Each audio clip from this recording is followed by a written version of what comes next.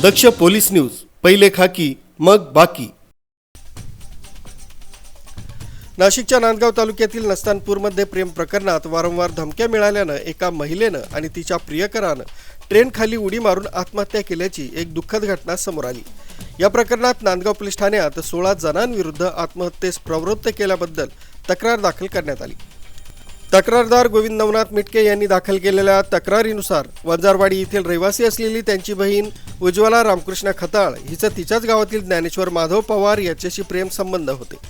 गावातील काही लोक त्यांच्या नात्याला विरोध करत होते आणि वारंवार आत्महत्या करण्याची अन्यथा त्यांना मारण्याची धमकी देत होते।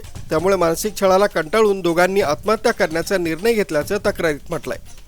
11 मार्च रोजी रात्री 8:50 उज्ज्वलानं तिच्या भावाला व्हॉट्सअपवर एक चिठ्ठी पाठवली। यामध्ये त्याने आपल्या आत्महत्येसाठी जबाबदार असलेल्या 16 जणांची नावं घेतली।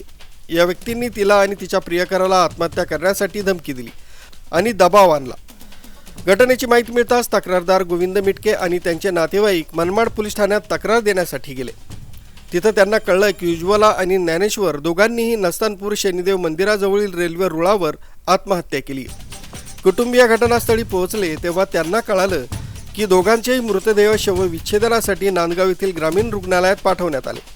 या प्रकरणात उज्ज्वला आणि ज्ञानेश्वर यांच्या मृत्यूला जबाबदार असलेल्या 16 जणांविरुद्ध आत्महत्येस प्रवृत्त केल्याचा गुन्हा दाखल करण्यात आला।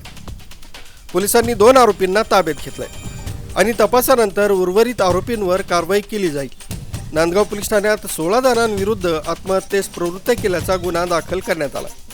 अरुण गायकवाड, मधुकर राम गायकवाड, संदीप वाल्मिकी सावंत, प्रकाश वाल्मिकी सावंत, नवनाथ मारुती जाधव, संतोष माधव पवार, अनिल राजू दखने, संजय मारुती सोनवणे, रोहिदास मारुती सोनवणे, सोपन सूर्यभान गुंडगल, सुनीता ज्ञानेश्वर पवार, सोनल संतोष पवार, जानेबाई छबू गुंडगल, नितीन सुभाष घाडगे, सतीश जाधव, बाल्या दत्तू जाधव, बाळू सातवा गोसावी, छगनदादा साठे अशी त्यांची नावं आहेत। नांदगाव पोलीस ठाण्यात 16 जणांविरुद्ध आत्महत्येस प्रवृत्त केल्याचा गुन्हा दाखल करण्यात आला।